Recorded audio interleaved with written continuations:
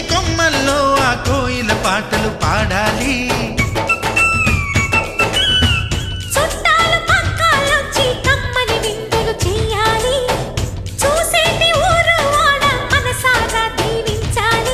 నలుగురు కలిసి చేతులు కలిపి మన కలలన్నీ పండించాలి.